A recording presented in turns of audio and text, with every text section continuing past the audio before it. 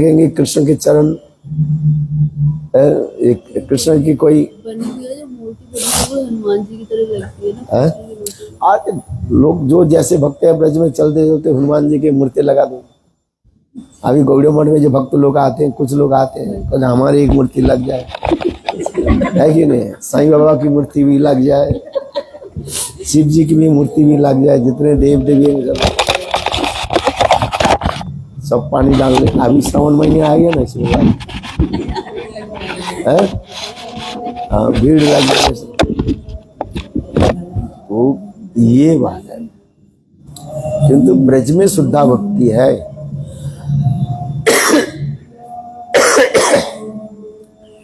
सारे देव देवियां राधा गोविंद की चरण धूलि प्राप्ति करने के लिए कितने कठोर तपस्या आदि कर रहे हैं। ये समझता देव देवियां कठोर तपस्या आदि कर दिया है। ये कैसे ब्रज की एक धूल कणा हमें प्राप्ति हो। किंतु संसार के जीव वही देव देवियों की आराधना आदि करते हैं। इसलिए गीता में भगवान कहते हैं काम स्थित ज्ञान प्रपद्यन्ते अन्य देवता। काम के द्वारा पीड़ित होकर के, मन काम ने संसार की वासना इच्छा भोगने के लिए अनेक प्रकार देव देवी क्यों जो है उपासना आदि करते हैं। इसलिए गीता में भगवान कहते हैं काम स्थित ज्ञान प्रपद्यन्ते अन्य देवता। दूसरे देवताओं की पूजा आदि करते हैं, किंतु कोई देव देवी स्वतंत्र रूप में कोई फल प्रदान नहीं करते। सारे देव देवियां कृष्ण से ही लेकर के थोड़ी सी दिक्कत रहते हैं। और देव देवियां रूठ जाए तो आपके और भी विनाश कर देंगे। किंतु कृष्ण के भजन करने पर कृष्ण प्रसन्न होते हैं, कृष्ण सब कुछ दे देते हैं। और फिर कभी कभी कृष्ण कहते हैं हमें मेरा भजन करता है और संसार की सुख वासना रखते हैं, तो स्वयं भगवान कहते हैं मैं संसार के वस्तु दे करके उनको मैं क्या करूं, मैं वंचना करना नहीं चाहता हूं। कृष्ण कहे आमा भजे मागे विषय सुख आमी विज्ञ ये मूर्ख विषय केन दिवो सचनमृत दिया तारे विषय भुलाई। संसार की वस्तु लेकर के क्या करें, दुखित हो जाएगी। संसार की वस्तु लोग प्राप्त करने की क्या दुखी तो है कि नहीं? जिसके पास पुत्र नहीं है तो कहते हमें पुत्र मिल जाए,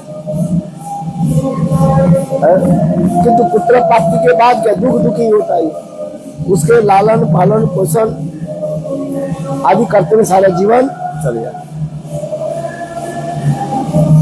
ये कहते कृष्ण कहे आमा भजे मागे विषय सुख।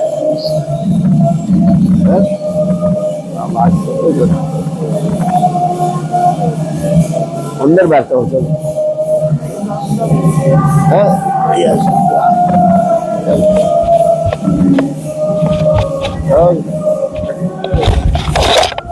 पंखा चला दो।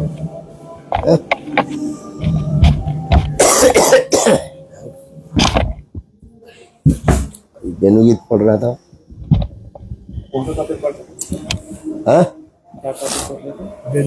बेनु गीत थोड़ा पीछे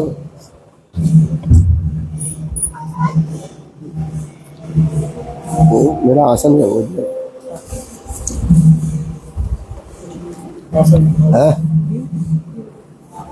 हाँ। अरे बाबा अभी भर जाता है।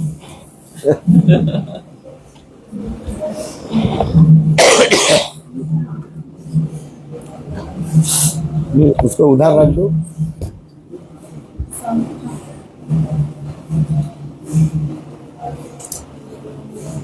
और दर्जा मत लगाओ, हवा नहीं।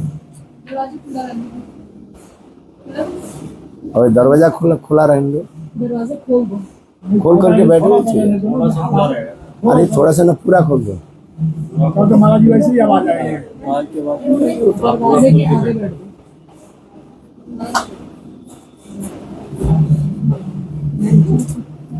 क्या बोला?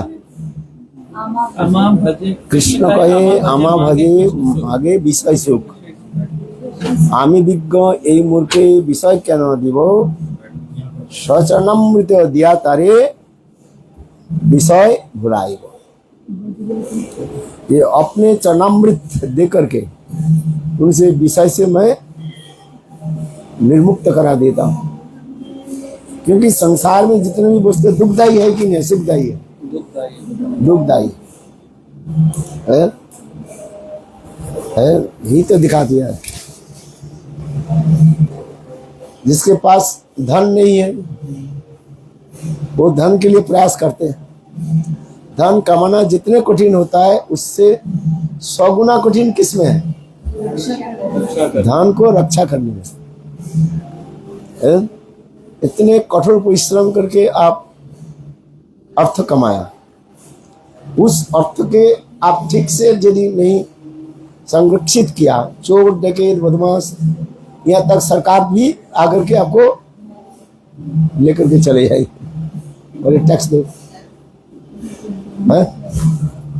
आज इस संसार में सब दुख, संसार में जो है सब दुख वस्तु है। इसलिए तो एक ही श्लोक के याद करना पड़ता है। क्या है? कर्मण्योपि अर्हो मननम दुख हतई सुखाय च पश्चेत पाक विपर्य मिथुन चारिण परिणाम। संत सुखदेव गोस्वामी बात करिए महाराज, इस संसार में धन प्राप्ति करने के लिए जो कर्म आदि करते हैं, सुख हुआ हमें, किंतु अंत में क्या हो जाता है? दुखी दुखदायी। किंतु कृष्ण प्रेमा भक्ति से प्राप्ति है, प्राप्त कर ले ये सुख सुखी है, किंतु कोई प्रेम चाहते ही नहीं। चाहते क्यों बताओ? अंतर हृदय से कोई चाहते नहीं, ऊपर से कहते हैं महाराज मुझे प्राप्ति नहीं। इसलिए महाप्रभु के न धनम न जनम सुंदरी कवितांग व जगदीश कामये मम जन्म जन्मन्याश्री भगवता भक्ति अहेतु की दी। ये आपके चरण कमल में मेरा अहेतु की भक्ति हो जाए। यही अहेतु की भक्ति में कैसे प्राप्ति हो, इसके लिए हमें चेष्टा करना पड़ेगा, भक्ति मार्ग है। इसलिए कृष्ण कथा श्रवण आदि ये सब जरूरी है। चलो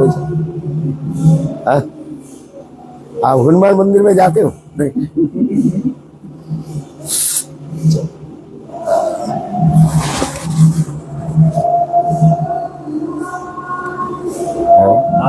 व्याख्या बहुत अच्छी करी। क्या? वो वाम्य भाव और दाक्षिण्य भाव का तो आपने बताया, कभी सुना नद्दस तथा तदुपद का, और आपने कृष्ण का तो कंपैरिजन किया वाम्य और दाक्षिण्य भाव का। हाँ, नद्दस तथा तदुपधार्य मुकुंद गीतम आलोक्य आलोक्य तो वो किताब कही है।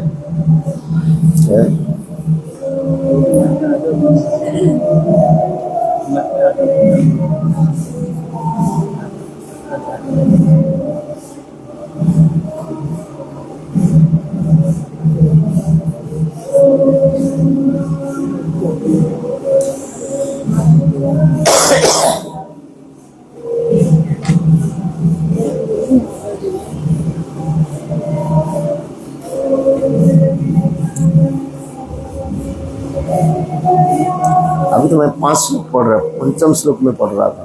नद्दस तथा तो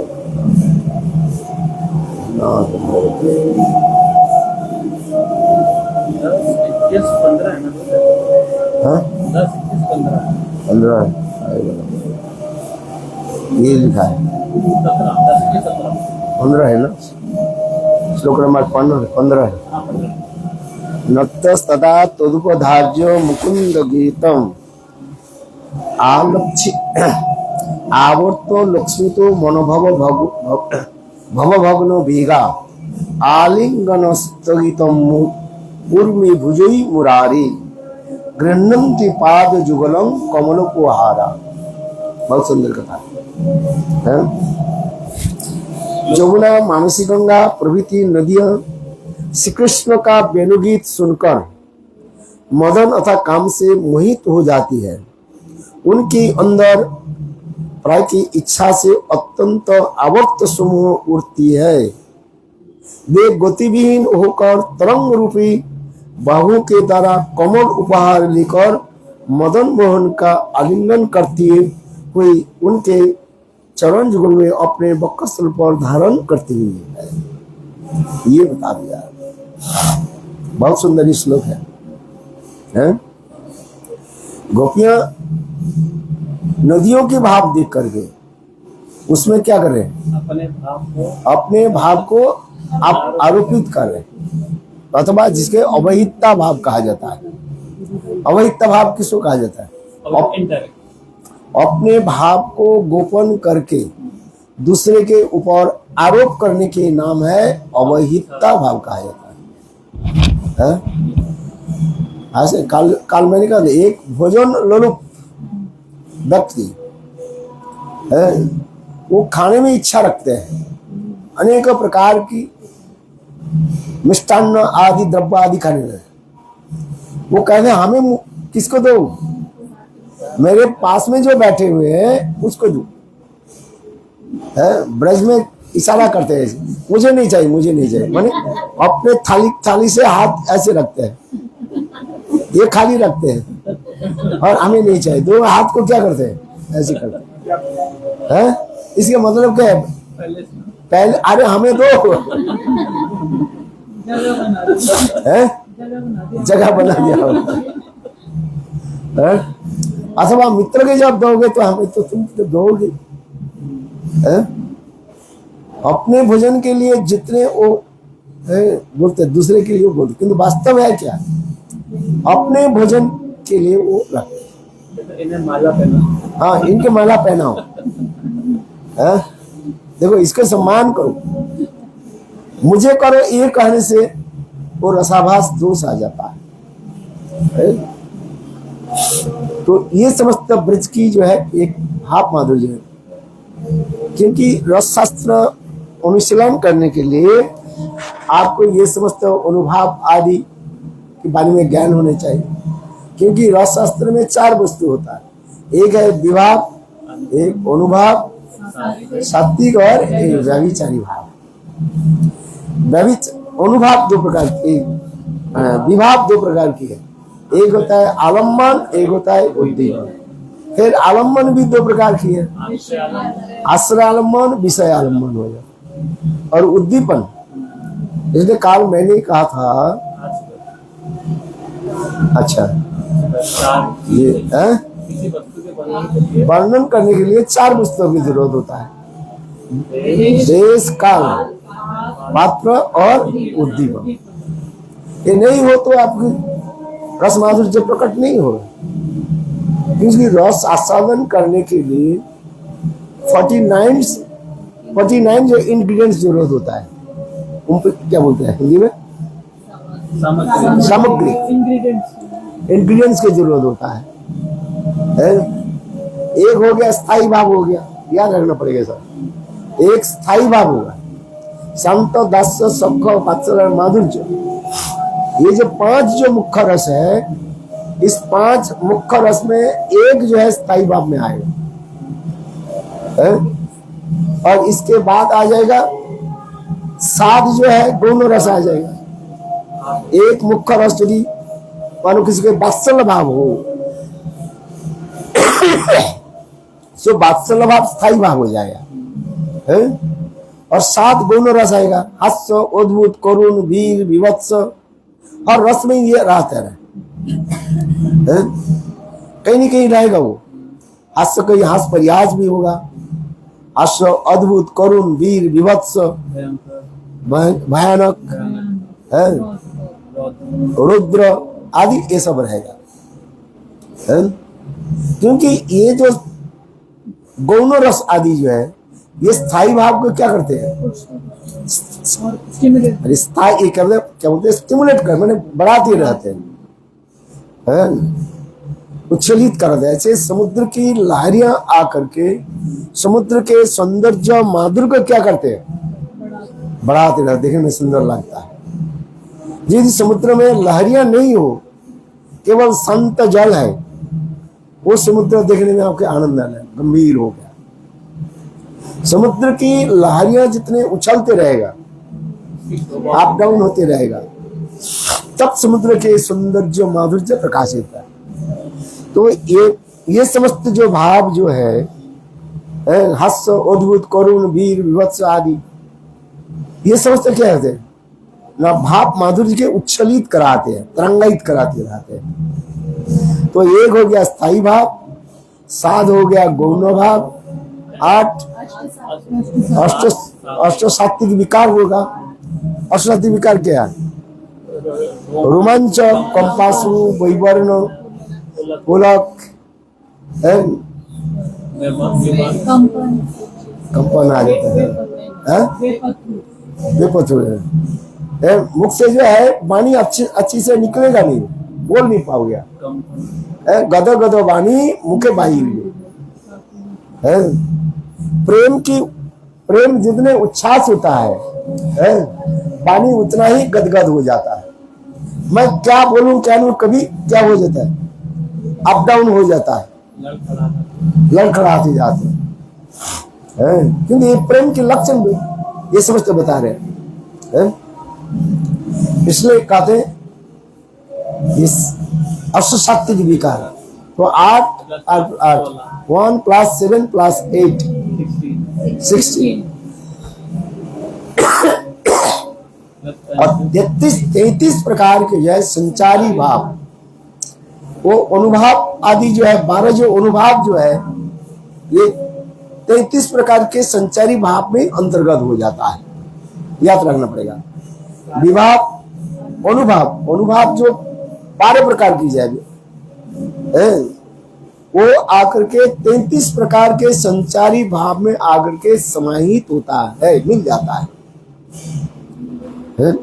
इसलिए उसके कहा गया 33 हो गया, तब कितने हो गया 49 इंग्रीडियंट्स। जब तक ये 49 इंग्रीडियंट्स नहीं आ रहे हैं, तब रस आस्वादन नहीं होगा। व्यतीत भावना वर्तैव जा चमत्कार भारोभू शब्दो रसोज्जल। और व्यतीत भावना वर्त, हमने मन की भावना को अतिक्रम करके अपराकित चिद भावना है आकर के जब चित्त के जब कड़ीभूत कर लेते हैं, कड़ीभूत समझते, हृदय के जब कड़ीभूत कर लेता है वो आकांत हृदय में, तब ये समस्त क्रिया आदि उत्पन्न होते रहते हैं। क्योंकि जब तक स्थायी भाव नहीं आ रहे, तब तक ये इंग्रेडिएंट्स आदि जो है, सामग्रिक आदि जो है, वो क्रिया नहीं कर रहे। इसलिए 33 प्रकार के संचारी भाव। संचारी भाव किसको कहा जाता है? समग्र में चरित, अर्थात जिस समस्त भाव स्थायी भाव के स्फीत कराने के लिए उनके तरफ धावित होता है, चलते हैं, उसके कहता है संचारी भाव कहा जाता है। समझ नहीं आया? अभी समझ, शब्द की व्युत्पत्ति कर दे, डेरिवेशन।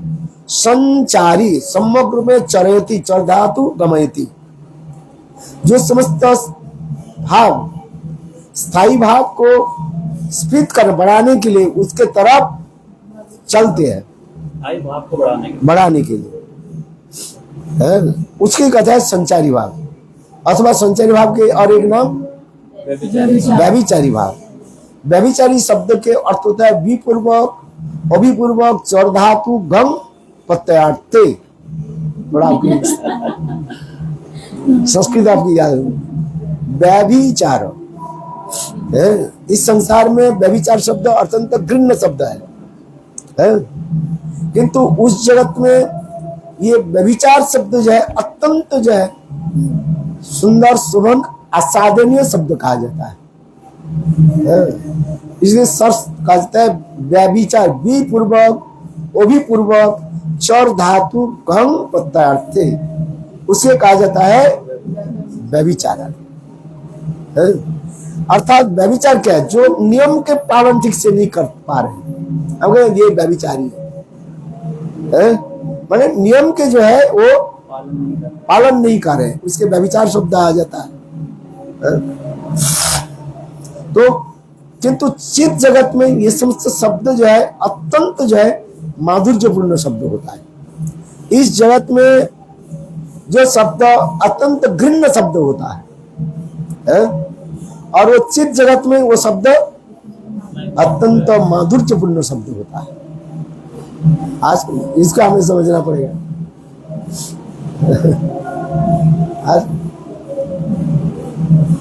जैसे लंपट शब्द है, लंपट शब्द कहने के घृण्य शब्द हो जाता है, किंतु लंपट शब्द चित जगत में अत्यंत माधुर्यपूर्ण शब्द लगता है। किंतु लंपट कई प्रकार के लंपट है, जैसे भोजन लंपट, माने भोजन करने में जिसके बहुत रुचि रखने वाले, भोजन लोलुप, उसके कहा जाता है भोजन लंपट। अगर उसके विपरीत रूप में लिया जाए स्त्री लंपट, ये समझते जो है अत्यंत ये शब्द आ जाता है, घृण्य शब्द आ जाता है। इस जगत में जितना भी घृण्य शब्द होता है, हिटेबल शब्द होता है, उस जगत में वो सब शोभावर्धन आदि करते रहते, क्योंकि उस जगत में किसी प्रकार घृण्य शब्द नहीं होता है, सब माधुर्यपूर्ण होता है। सब इस जगत में जो हम जिसको घृण्य कहते हैं, क्यों हमारे तन मन जीवन क्या होता है, सब माया के द्वारा दूषित है, शरीर माया के द्वारा दूषित है कि नहीं है? मन भी माया के द्वारा दूषित है, बुद्धि भी मन के द्वारा क्या बोले माया के द्वारा दूषित है।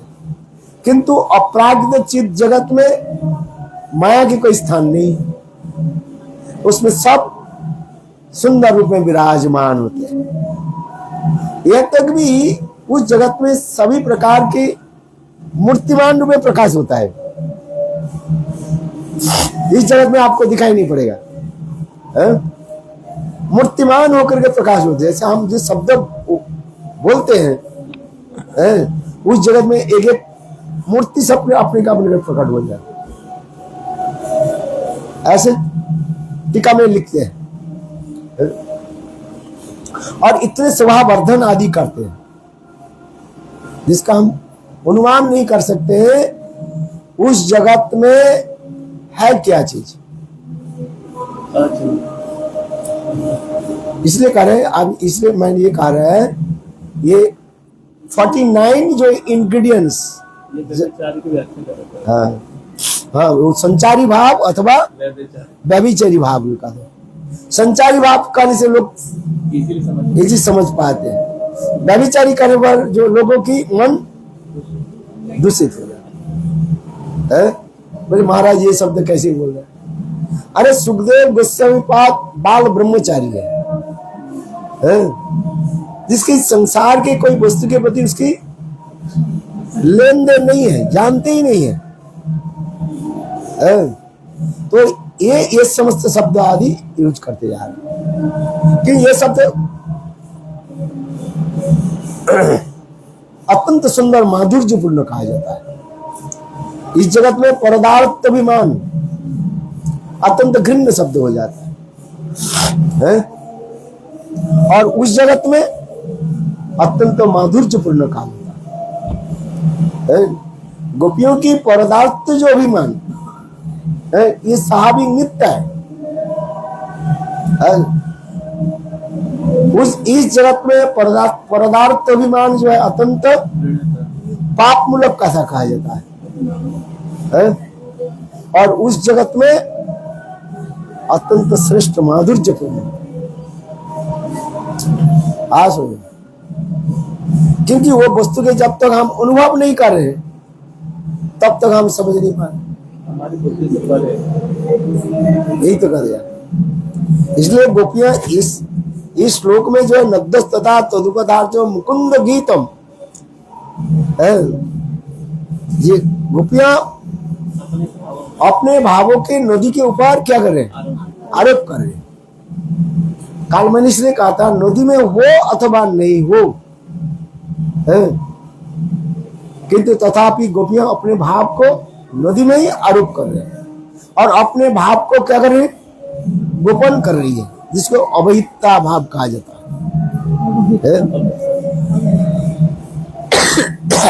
यदि को मैंने जो कहा दिया ये नदी में हो अथवा नहीं होता, नदी में होगा, यदि ये बात कहा गया है, अपराकृत चित्त जगत में सब संभव है। कर्तुम अकर्तुम अनता कर्तुम ज समर्थ स भगवान इति वाच्य। भगवान उसे कहा जाता है जो होने वाले वस्तु के बिगड़ सकते हैं और बिगड़े वस्तु के वो क्या कर सकते हैं? वो भी ठीक कर सकते हैं। दूसरी क्या है? अपराकृत चित्त जगत में सब चिन्मय वस्तु है। सब देखने में जैसे जड़ जैसे पड़ा रहता है, धूल कणा जो ऐसे पड़ा रहता है?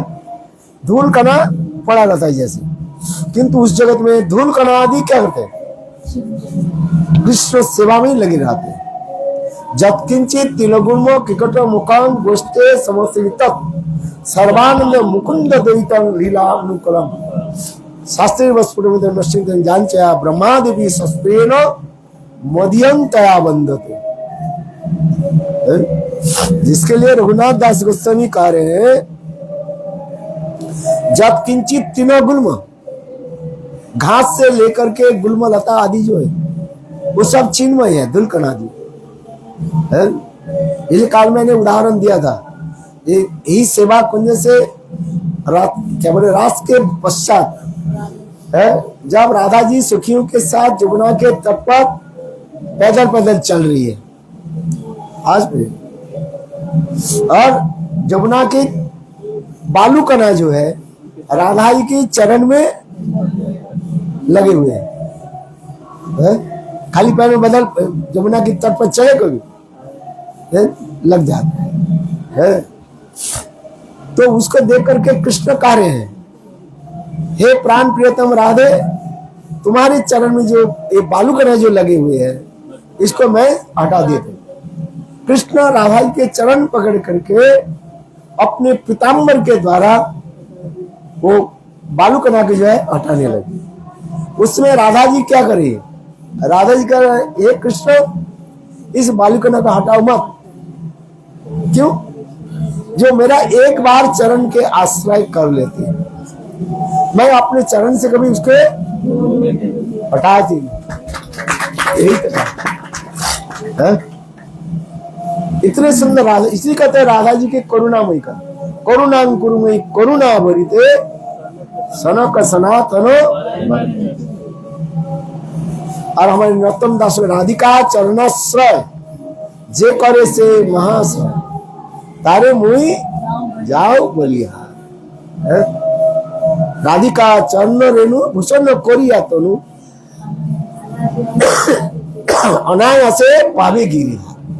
कितने सुंदर भावों की वक्त किया है। राधा जी के चरण आश्रय करना है। एक बार कोई राधा जी के चरण आश्रय कर लेते हैं, राधा जी उसके चरण से कभी दूर नहीं रहते। आज ये समस्त भावना इसमें पड़ा हुआ है। अभी जो श्लोक है नद्दस्ता तदुपदार्थ मुकुंद गीतम, एक एक श्लोक के हम यदि व्याख्या करें, मुकुंद गीतम कृष्ण के नाम नहीं लेकर के श्रीमती राधिका कृष्ण के कौन सा नाम से उनके पुकारे हैं?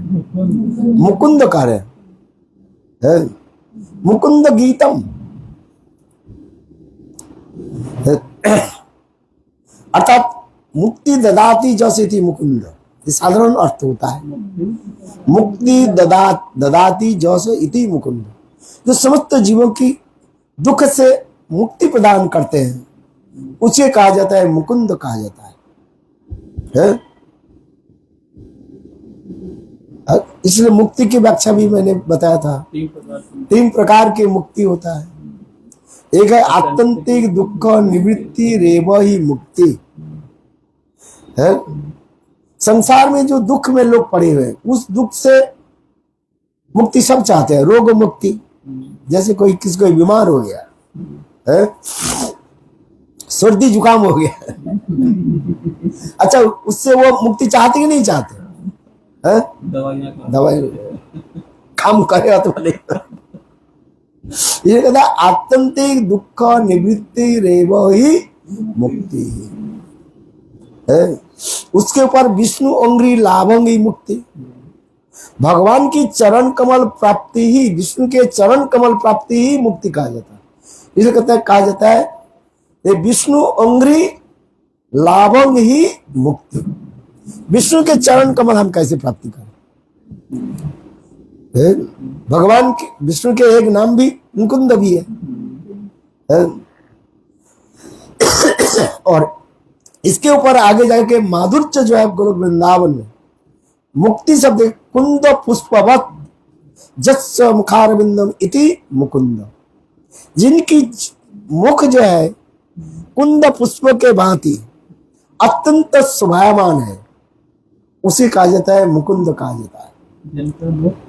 कुंद पुष्प मुकुंद ने मुखम, जिनकी मुख, मुख से मुख मुकुंद है ना, मुंह से मुख, कुंद पुष्पवत प्रफुल्लित है जस्स मुखारविंदम इति मुकुंद, कुंद पुष्प के भांति प्रस्फुटित विकसित जिनके मुख है, उसे कहा जाता है मुकुंद कहा जाता है? अर्थात कृष्ण की मुख जो है कुंद पुष्प की सौंदर्य माधुर्य के भी पराभूत करने वाले, इतने सुंदर कृष्ण के मुख जो है। कुंद पुष्प की अनेकों महिमा शास्त्र में वर्णन किया है। चलो, और भी आगे जाकर के ये हम कहते हैं मुक्ति करा देते हैं, अर्थात समस्त प्रकार की बंधन से वो मुक्ति दिलाते हैं। गोपियों की सबसे बड़े बंधन क्या है? संसार की बंधन उनके तो है ही नहीं है? तो उनके बंधन क्या है? जैसे कहा जाता है, देखो बंधन होता है, बंधन कभी सुखदायी होता है, कभी दुखदायी होता है। जैसे राजबंधन ये दुखदायी है, राजा ने किसी अपराधी को बंदी बनाया है? वो क्या है? दुखदायी है कि नहीं है? दुखदायी। ये बंधन शब्द आ रहे हैं, समझने के प्रयास करो तो आगे समझ पाओगे। दुखदायी है वो है, किंतु वही बंधन शब्द जब राजा मुकुट के जो है अपने सिर पर बंधन करके रख दे, बोले शिरस्त्राण कहा जाता है। क्या बोला? शिरस्त्राण माने सिर के ऊपर जो रखते, मुकुट आदि रखते हैं, मुकुट रखने के लिए बंधना पड़ता है, ऐसे थोड़ी रह जाएगी है। देखो बाजू बंधनम, बाजू बंधन समझते हो? यह पर रखे, ये समस्त अलंकार अधिक सुशोभित होता है। एक ही बंधन शब्द जो है दुखदायी होता है और एक ही बंधन जो है सुखदायी होता है। धीरे धीरे धीरे धीरे आगे और भी गंभीर में प्रवेश करो। है कृष्ण राधा आदि गोपियों की बंधन क्या है? जैसे कहा जाता है केश बंधनम, केश वालों की जो है बंधन होता है। जो केश यदि सुंदर रूप में, माने क्या बोलते हैं हमें, विन्यास, केश विन्यास कहा जाता है। देखने में सुंदर लगता है ना, और नहीं तो पुतना के भांति केस कैसे फैला करके रखा, जैसे स्नान करके जब आते एक फोटो रख दो उसमें, वो आपके बाल बिखरे रहते कि नहीं रहते? बोलो महाराज आपको कैसे पता है? स्नान करके माताएं बा बहनों जब स्नान करके आती है, उनके बाल बिखरे रहता है। आजकल तो आपने वो ड्राई करते ना, क्या करते हैं, किंतु देखो वही केसों की जब सुंदर रूप में विन्यास आदि करते हैं, गुत्ते हैं, जैसे कहता है, क्या बोलते हैं उसको, केस कलाप कहा जाता है, सुंदर रूप में, वो देखने में कितने सुंदर होता है। जो जितने प्रकार की केस कलाप के रखते हैं वो देखने में सुंदर होता है। तो उसमें क्या बंधन होता है ना, नहीं बिना बंधे हुए केस के सुंदर जो माधुर्य प्रकाश नहीं हुआ। जो नहीं बंधा तो कुछ समय के बाद पुतना के भांति वो दिखा जाएगा। हम कृष्ण क्या कर रहे हैं, वही जो है क्या बोले, इसमें जाकर के श्रृंगार पट में जाकर के राधा जी का केसों के क्या कर रहे हैं, केश कलाप आदि कर, कितने सुंदर रूप में सजा रहे हैं। आज में फिर गोपियां क्या करती है, अपने एक सखी के द्वारा केश बंधन आदि कराती रहे।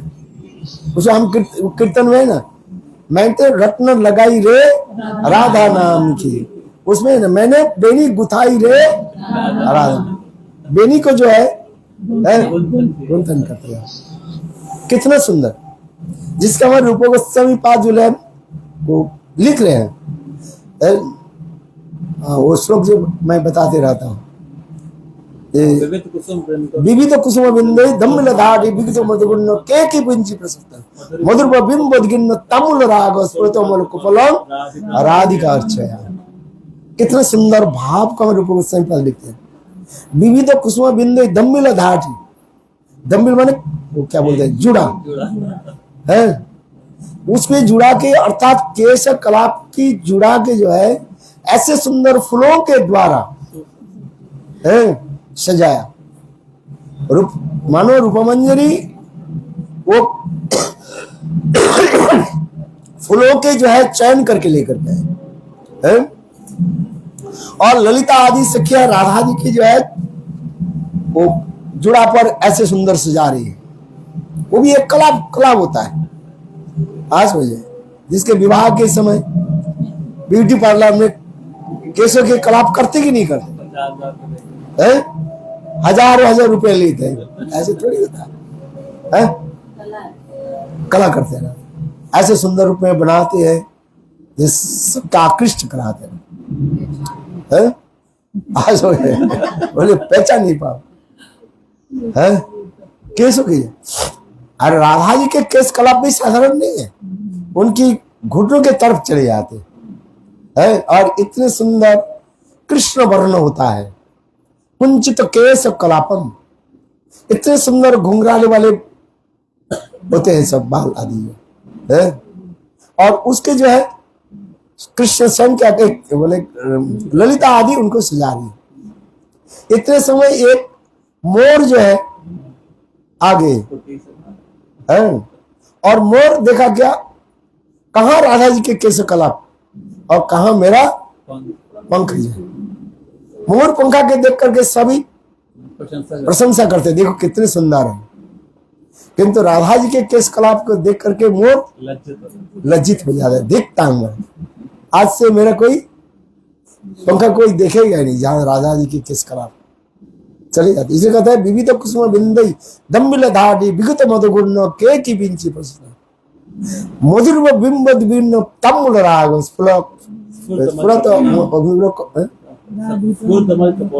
राधिका अर्चना।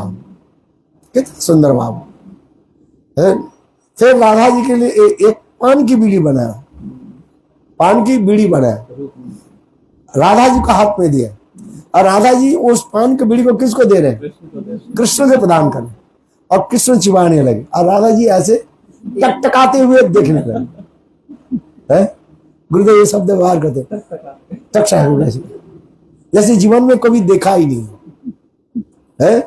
राधा जी देख रही है, क्या देख रही है, ये कृष्ण के अधर ओष्ठ जो है कितने लालिमा युक्त हो गए। पान चिबाने से क्या होता है, और राधा जी एक सोच रही है और कृष्ण के विचार दूसरी है, दोनों के विचार अलग है। कृष्ण ये सोच रहे हैं राधा जी हमारी तरफ से टकटका करके देख रही है, मतलब उनको उच्च चाहिए। वो मेरे उच्छिष्ट उनके प्राप्ति हो है। और राधा जी क्या विचार कर रही है, अनुराग ये कृष्ण की जो अधर उष्ठ इतने सुंदर लालिमा युक्त जो है मेरे उसके देख देख कर कैसे मेरे प्रति इतने अनुराग भावना आ जाता है। अनुराग की हर रस की एक एक प्रकार की कलर होता, रंग होता रंग होता है। संत दास सख वात्सल, ये जो 12 द्वादश जो रस जो है, सब रस के एक एक है, रंग रंग भी होता है और एक अधिष्ठात्री देवता भी होता है। आज इसको भी हमें जानना चाहिए ना, है? जो जितने गहरी में जाएगा उतना ही वो प्राप्ति करेगा, है? इतना सुंदर जो भाव उतर दिया है, ये राधा जी ये विचार कर रही है? देखो कितने सुंदर जो है। और कृष्ण सोच रहा है ये मेरे तरफ देख रहे, मतलब मेरा उच्छिष्ट है। तो कृष्ण क्या करने लगे, अपने मुख से अपने छिपाए हुए जो पान प्रसाद जो है राधा जी के देने है। और राधा जी ब्रह्म भाव से मुख के मान टेढ़ा कर रहे, तुम्हारी इच्छा से थोड़ी हम लेंगे। राधा जी ऐसे कर रहे तुम्हारे। तब उस समय कृष्ण ने क्या कि राधा जी के आलिंगन करके उनके मुख कमल पर चमक गया। उसमें इतने सुंदर जो है अनुराग की जो है फोटो की छाप जो है लग गई है। इसलिए भक्ति विनोद ठाकुर कह रहे हैं जो मैं ऐसे लीलाओं को दर्शन करके सुखी समाज में जाकर के मैं कीर्तन करते रहूं, है गृह ना जाइबो बने प्रवेश वो ओ लीला रसे रतारे। ऐसे लीला आदि दर्शन करने के लिए मैं राधा जी की चरण कम पीछे पीछे चलते रहूं और ये लीला दर्शन हो और दर्शन करके सखी समाज में जो है ये समस्त लीला आदि का करके सबके आनंद प्रदान करो, हास्य रस प्रदान आदि करो। सबसे गौण रस में जो हास्य रस जो है अतीब मधुर धारण करते हैं, मधुरता धारण करते हैं। जिस रस में हास्य रस नहीं आ रहे उस कथा में आनंदित नहीं हो जाता। अन्वय अथवा व्यतिरिक रूप में हास्य रस होना चाहिए, ऐसे टीकाकारों के मत है। क्या बोला है? किंतु ये हंसना जो है कितने प्रकार होता है? किसको पता है क्या? 10 प्रकार के हंसना होता है भाई, है? एक प्रकार के नहीं 10 प्रकार के हंसना। और हर रस में भी है। संत रस में गंभीरता रहता है, उसमें भी जो हंस अत्यंत मृदु रूप में रहता है। क्योंकि संत रस में मर्यादा की रहता है, वही सब जो बुद्धि आदि रह जाता है। इसलिए उसमें जो हास्य रस आदि जो होता है गौण रस है वो अत्यंत सामान्य रूप में वो दिखाई पड़ता है। और दास्य सख आदि वात्सल और माधुर्य रस में पूर्णता धारण कर लेते। इसके माधुर्य रस में गोपियों की वो हास्य रस जो है बहुत सुंदर है। किंतु ये याद रखना स्त्रियों में हंसना जो है कभी कभी विपद के कारण बन जाता है। ये भी शास्त्र में लिखा गया। आज समझ रहे हैं? भीष्म पितामह सौर सज्जा में लेटे हुए हैं और द्रौपदी अपने कपड़े के जो है मुख में आच्छादित करके हंस रहे। इतने समय भीष्म पितामह द्रौपदी की तरफ ध्यान दिया, देख उसमें देख करके भीष्म पितामह द्रौपदी के कार्य जे बेटी तुम हंस रही क्यों?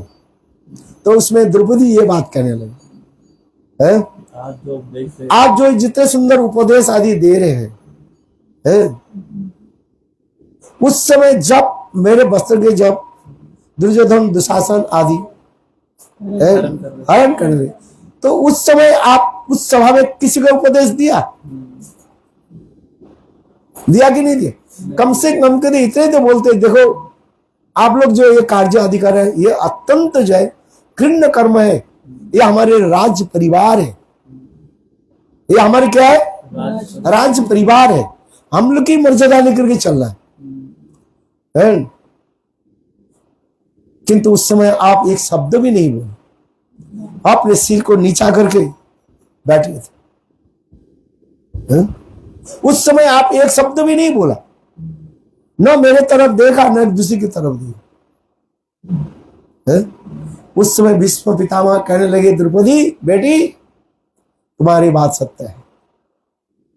उस समय में दुर्योधन के अन्न जो है ग्रहण कर, विषय का अन्न ग्रहण करने से मेरे चित्त मन दूषित हो। किंतु आज वो समस्त जो है रक्त खून आदि जो विषय के खाने के जो रक्त आदि है, वो सब क्या सब निकल गए। आज मेरे चित्त ने बोला, आज इसलिए मैं इतने सुंदर उपदेश दे रहा हूं। हम इसलिए करें द्रौपदी के हंसना है, ये अत्यंत जो है माधुर्यपूर्ण होता है, कहीं नहीं कहीं उसके लुक रहता है। और गोपियों की जो हंसना वो तो एक अपूर्व रूप धारण करते हैं। एक सखी दूसरे सखी के जो वर्णन आदि करते जा रहे हैं, वो भी हंस रहे हैं। हंसना भी मैंने कहा कितने प्रकार के हंसना, 10 प्रकार की हंसना कहा जाता है। एक होता है स्मित हास्य कहा जाता है, दांत नहीं दिखाते, केवल होठों की जो है वो क्या बोलते हैं, मंद जो मुस्कान जो है थोड़ा वो दिखाई पड़ता है, कंपन आता है, ये समस्त भावना आता है। बहुत प्रकार की है, समय के अनुसार सखाओं के हंसना, शक्कर रस में हंसना, वात्सल रस में हंसना, शांत रस में गंभीर रहता है, थोड़ा बहुत हल्का सा होठों की रेखाएं जो है क्या बोलते हैं, कंपन होता है जैसे, उसमें ज्यादा नहीं रहता, किंतु शांत रस में गंभीर रहता है। दास्य रस में थोड़ा आगे बढ़ते हैं, और शक्कर रस में हो करके हंसते सखाए जो है। वत्सल रस में उसके और भी माधुर्यता प्रकाश करते हैं। और गोपियों की और भी कैसे कैसे सखी समाज में है। किंतु हमारी चित्त प्राकृतिक जगत में स्त्रियों के हंसना कभी कभी जो है अत्यंत अमंगलदायक हो जाता है। क्या बोला? है आ जाता है, इन ऑस्पिशियस नहीं आ जाता है। इसलिए स्त्रियों के हंसना ये करना शास्त्र में वर्जित कहा गया। हाँ सोचे है, ये सोचता है, किंतु अपराध हम इसलिए हर समय जो है कंपेयर करते जा रहे हैं चित्त जगत और जड़ जगत। अभी गोपी नहीं बने आप, मत सोचो आप गोपी बन गया। अभी तो विकारशील शरीर है, मन खून पीप रक्त आदि इसके अंदर दुर्गंधमय शरीर है, और गोपियों की चित्त शरीर है। तो ये समस्त जो है विचार शास्त्र में दिया है। इसे गोपियां ये बहुत महत्वपूर्ण श्लोक है। एक श्लोक के आप पकड़ लो और 3 दिन तक उसके व्याख्या करो। नब्द तथा तदुपधार्य मुकुंद गीतम, मुकुंद आगे के मैं व्याख्या कर रहा हूँ। अभी लास्ट आपने जो व्याख्या करी थी, जिनका मुख जो है कुंद पुष्प के मान अत्यंत सुंदर शोभायमान है, उसके क्या मुकुंद कहा जाता है। और फिर मुकुंद के कहते हैं जो मुक्ति आदि समस्त प्रकार की बंधन से जो है मुक्त करा। गोपियों की बंधन क्या है? उनकी बेनी बंधन, केश बंधन है। इसको कृष्ण क्या कह देते हैं? मुक्त कराते। चलो आगे इतना ही समझ लो है। मुक्त से प्रेम जहां पर क्रीड़ा आदि करते रहते हैं, ये समस्त मुक्त करा देते हैं। और भी आगे भी बहुत सुंदर कथा है, जिसको है सुनने के लिए भी है पत्र चाहिए। सुखदेव गोस्वामी पाद कोई हो, अब परीक्षित महाराज जी कोई हो, है इसके लिए। इसलिए कह रहे मुकुंद गीता आवर्त लक्षित मनोभव भग्न वेगा। आवर्त लक्षित है, आवर्त उनके भावरों से अर्थात कामदर्शी है तथा कृष्ण मिलन की अत्यंत उत्कंठा जागृत रहता है। आवर्त क्या करते हैं? जो घूर्णमान होता है, चंचलता सृष्टि कर देते हैं। चंचलता जो है सृष्टि कर देते हैं, वो करते रहते हैं, रेस्टलेस करा देते हैं। मन का वेग एक चंचलता है। प्रेम शास्त्र में इसी प्रकार भी लिखा है, चित्त के अत्यंत जो है चंचलता सृष्टि कर देते हैं। इसलिए कहते हैं गोपियां कारी हैं। ये देखो नदी में जो ये भंवर जो पड़े हुए है, ऊपर से नदी की जल नीचे तरवा रहे, किंतु जहां पर कृष्ण विराजमान है, कृष्ण के इतने सुंदर सुंदर माधुर्य रूप देख करके नदियां की जल राशि आगे नहीं जा रही है। आगे नहीं जाने से वहां पर क्या पड़ जाता है? भ्रमर पड़। गोपियां करके हमारे प्राणकांत गोविंद के इतने सुंदर जो रूप, मानो वो रूप दर्शन करने के लिए ये जलराशि स्थगित हो गया, माने आगे नहीं बढ़े। और बंसी की ध्वनि सुन करके नदी के जल घूर्णयमान होने लगे, क्योंकि ये कृष्ण के बंसी ध्वनि जो है ये चित्त में मन में इतना प्रेम की जो है वो आवर्त कराते हैं, घुमा है। क्योंकि कहा जाता है जिस प्रकार दूध जो है, यदि दूध के सावित में गर्म नहीं करे वो आवर्त नहीं आएगा, माने वो विकार नहीं, माने वो आवर्त नहीं पड़ेगा, माने गुणावर्त नहीं। वही दूध के जब हम कढ़ाई में रख करके नीचे ताप देते हैं, वो दूध क्या होता है? उबालते रहते, घूमते रहते, घूमते रहते, घूमते रहते। तात्पर्य क्या है? बोले कृष्ण की वंशी ध्वनि में इतने शक्ति है, जिस वंशी ध्वनि के द्वारा गोपियों के हृदय में जो अनंत काल से जो प्रेम जो अभी वो छुपा हुई थी, अथवा काम जो छुपा हुई थी, वो आज घूर्णयमान होने लगा। कोई कहता है जीव के हृदय में नहीं है, हम इसको स्वीकार नहीं करते, है तुम्हारे सब कुछ है, किंतु वो अत्यंत जो है सूक्ष्म अनुमात्र में रहता है, सूक्ष्म रूप में सब सोए हुए हैं, जागृत हुए हैं। उस समय आने पर वो प्रकाशित होता है। कुंभकर्ण के बाद ही सब सोए हुए हैं, सब है, इसे कहते उसके जगाओ। उत्तिष्ठ जागृत प्राप्यो परानो निवदत क्रस्यधारा निशित द्रुत्य दुर्गम तत् है कबयो बदंती। उठो, जागो, जगाओ, अपने के जागो, अपने के क्या हुए? जगाओ। जो तुम्हारे हृदय में जो वस्तु पड़ा हुआ है, सुप्त अवस्था में पड़ा हुआ है, उसके जागृत करो।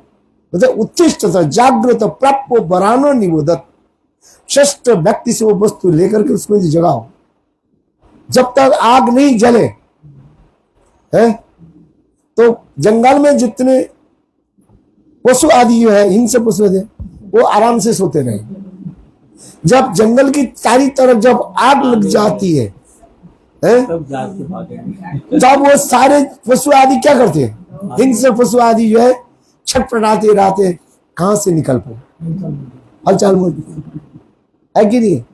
ये उदाहरण देते जा रहे। यदि कहीं करे मैं मंत्र आदि जप करता हूं, परम गुरु महाराज के पास एक भक्त है, कहते गुरुदेव जब से आपसे मंत्र लिया तब से मेरा मन विचलित हो गया, चंचल हो गया।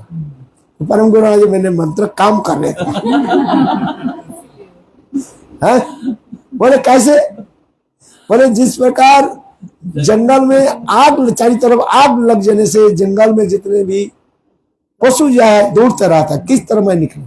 बोले ये मंत्र तुम्हारे काम कर रहे हैं, तुम इसे सोचो मत, ये क्या करो, और इस मंत्र के जप करो, जप करो, और धीरे धीरे तुम्हारे हृदय में जो काम क्रोध आदि पशु आदि जो सोए थे वो जागृत हो गया, वो सब क्या हो गया, सब भस्मीभूत होकर के सब एक दिन तुम्हारे हृदय शांत हो गया। इसलिए तो श्रीमद् भागवत में रास के अंतिम श्लोक ये बोलते जा रहे हैं, विकृतं भजते विधांच विष्णु श्रद्धान्वितो अनुसुन्नाद वर्णे दत्त भक्ति परांग भगवती प्रतिलप्य काम हृदरोग आसु अपहिनति अचिरे नदी। हृदय में हमारे जो ये समस्त जो काम क्रोध आदि पड़ा हुआ है, वो ये कथा आदि श्रवण के द्वारा वो अपने आप दूरीभूत हुए। अब पहले प्रेमा भक्ति, इसके बाद अब आरे नहीं प्रेमा भक्ति आएगा, और साथ ही साथ ये समझ हृदय रोग जो है काम क्रोध आदि दूरीभूत हो जाए। पहले सूर्यालोक आना चाहिए, इसके बाद अंधकार चले जाते, एक स्वाभाविक रूल है। सूर्य के किरण जो है जब जितने परिमाण हमारे घर में प्रवेश करता है, अंधकार उतने परिमाण दूर होता है। किंतु इस श्लोक में विपरीत दिखा रहे हैं। क्या विपरीत है? पहले प्रेम उत्पन्न हो रहा है और इसके बाद हृदरोग जा रहे हैं। बोले यही है राष्ट्र की विशेष वैशिष्ट कार्य।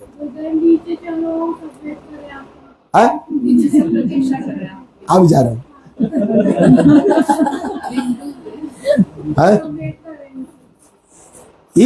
क्योंकि रास की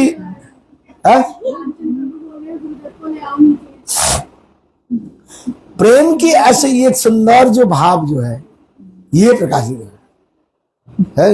इसलिए विश्वनाथ चक्रवर्ती माधुर्य कादम्बिनी ग्रंथ में इसके बताए स्वाभाविक प्रेम की क्रम बताया गया। आदु श्रद्धा ततो साधु संग भजन क्रिया अर्थ नृत्य निष्ठा रुचि आसक्ति भाव और प्रेम। किंतु इस श्लोक में कुछ व्यतिक्रम हमें दिखा रहे हैं। बोले पहले प्रेम आ रहे, कामात्मी का प्रेम उत्पन्न हो रहा है, ये आश्चर्य की बात। और उदाहरण जो है सब जगह एक प्रयोज्य नहीं है। रासलीला की इतने महत्व बताते जा रहे हैं। इसलिए कह रहे हैं ये विकृतं भजते विधांच विष्णु श्रद्धान्वितो अनुसुन्नाद वर्णे दत्तम भक्ति पराभक्ति। ये जो पराभक्ति उदित होगा पहले, बोले ये कैसे संभव है? बोले यही तो रासलीला के अचिंत्य शक्ति है। यही रासलीला की कथा श्रवण की वैशिष्ट बता रहे हैं। और कथा की फल जो है एक सीक्वेंस में आता है, किंतु रासलीला की कथा की एक विशेष वैशिष्ट इसे कह रहे हैं विकृतं भजते विष्णु श्रद्धान्वितो। हाँ, यहाँ पर एक कंडीशन रख दिया, श्रद्धा अन्वितो, अत्यंत दृढ़ श्रद्धा के साथ श्रवण करना चाहिए। श्रद्धान्वितो अनुसुन्नात निरंतर सुनते रहे। अनु शब्द के अर्थ होता है, अनेक अर्थ होता है। अनु अनुगत्य श्रवणम, गुरु वैष्णव के अनुगत्य में श्रवण करें। नहीं जे तो जहां तक कथा हो रही है आपने जाकर के बैठ गई, कान को खोल दिया आवाज, ऐसे नहीं। अनुगत्य न श्रवण होनी चाहिए है। एक होता है निरंतर, दूसरी होता है अनुगत्य, तीसरी है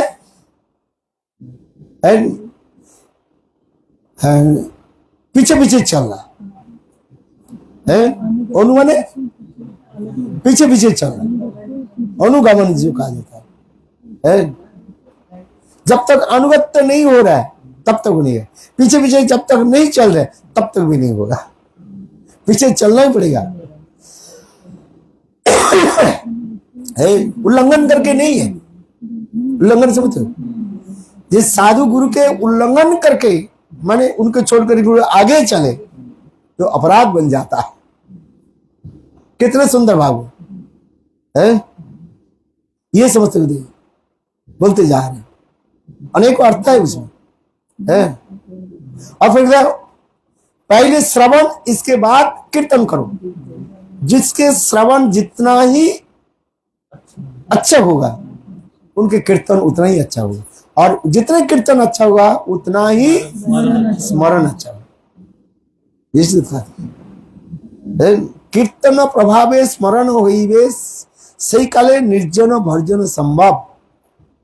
कीर्तन प्रभाव, कलियुग में कीर्तन की प्रधानता दिया गया।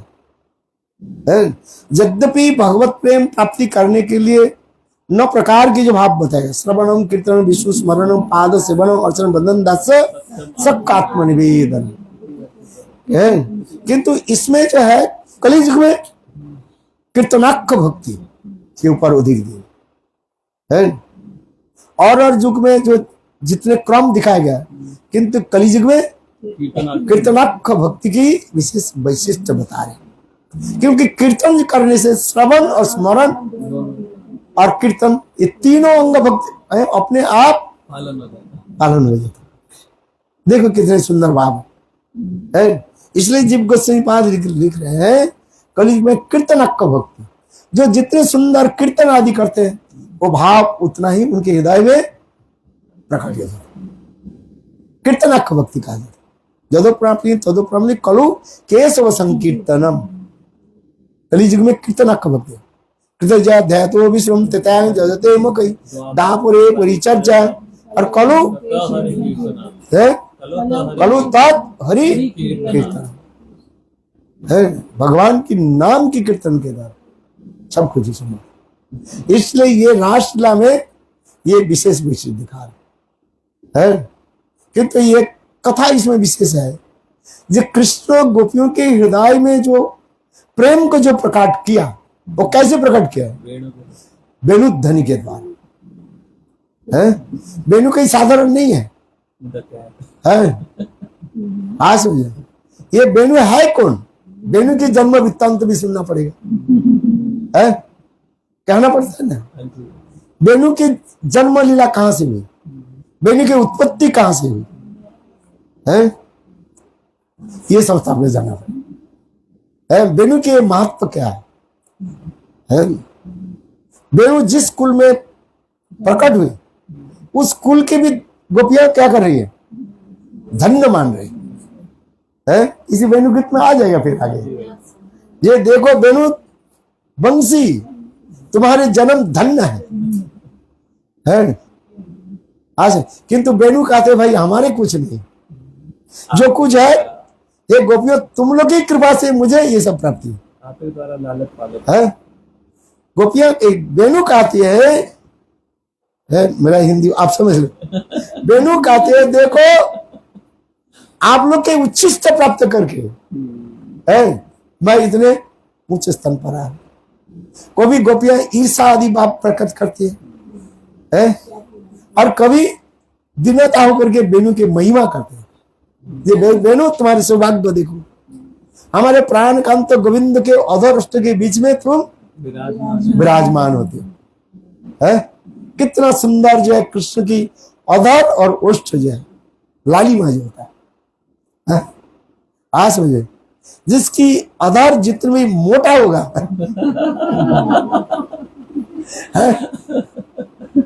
तकिया मोटा होनी चाहिए। हे भगवान,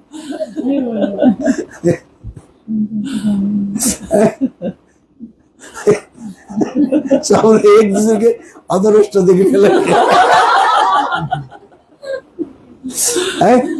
नीचे के भाग ओष्ठ के अधर कहा जाता है और ऊपर के ओष्ठ कहा जाता है, इसलिए अधर ओष्ठ अलग अलग शब्द है।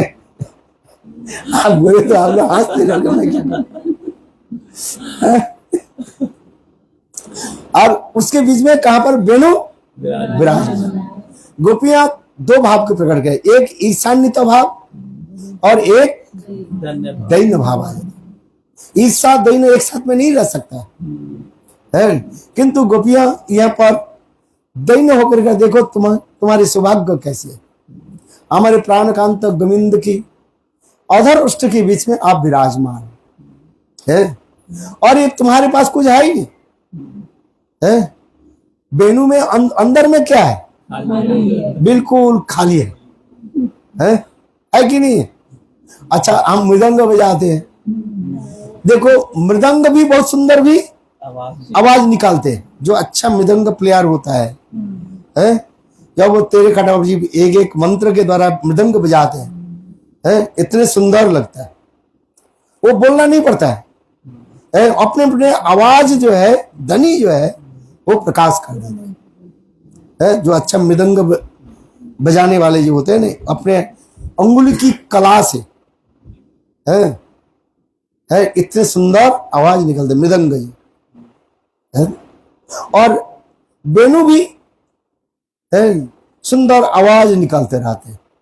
तो दोनों एक साथ में मिले, मृदंग और वेणु। तो वेणु कहने लगे, मृदंग कहने लगे भाई मुझे तो हर रोज पिटाई होता है, तब मैं आवाज निकालते। और वेणु देखो उसको क्या करते हैं, उसके क्या, अरे नहीं, उसे फू देते हैं, हवा देते हैं। जैसे किसी के कहीं पर फुंसी होगी बा कष्ट हो है, हम उसको क्या प्रेम से जो है उसके फूक देते हैं। तुम्हें फूकते हो और हमें पिटाई देते। बोले ये कारण क्यों है? हम हर रोज पिटाई खाते हैं, तब जो कहीं जाकर के ये ध्वनि निकालता है। मृदंग है ना, मृदंग के जो जितने अंगुली के द्वारा, कला आदि के द्वारा वो आवाज उतनी सुंदर मधुर होता है। और वेणु उसके जितने सुंदर फूंक के द्वारा, क्या बोलते हैं, हवा के द्वारा प्रवेश कराता, हवा प्रवेश कराता है। और केवल हवा नहीं, और अंगुली संचालन आदि करते रहते, दोनों अंगुली संचालन कर रहे हैं। कौन? जो मृदंग बजा रहे वो भी अंगुली से संचालन करते हैं, माने बजाते हैं। और उधर वेणु वो भी अंगुली संचालन कर बजाते हैं। मृदंग कहते तुम्हारे अंदर भी खाली है, मेरे अंदर भी खाली है। मृदंग के अंदर में खाली है कि नहीं? खाली है। और तुम्हारे, हम पिटाई खाते हो, तुम प्रेम से जो है पालित होते हो, फू फू। ये क्या कारण क्यों? तब उस समय वेणु कहते हैं जे देखो तुम्हारे जो अंदर में जो खाली जो है ना, वो सारी तरफ बंद है, ना दरवाजा है ना चलना है, नो विंडो और हवा जाने के लिए कोई व्यवस्था ही है ही नहीं। और मेरे क्या है, छिद्र रहता है। हवा इधर से देते हैं, बाहर से निकाल जाते हैं, ऊपर से निकालते हैं।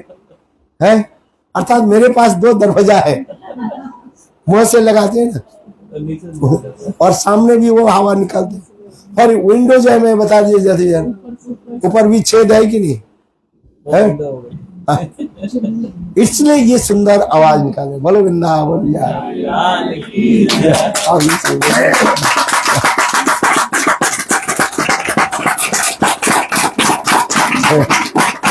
तो कौन सा अच्छा है, वेणु और मृदंग? तथापि महाप्रभु कहते हैं मृदंग की महिमा बता। महाप्रभु वेणु नहीं बजाए, महाप्रभु क्या बना, क्या मृदंग करता है। इसके भी रहस्य है भाई। चलो आगे कितने रहस्य बता दिए। लेकिन ईर्ष्या में तो ये भी कह रही है गोपियां कि तुम्हारे तो क्षेत्र भर ही नहीं जाने, कि कृष्ण का संग प्राप्त हो के भी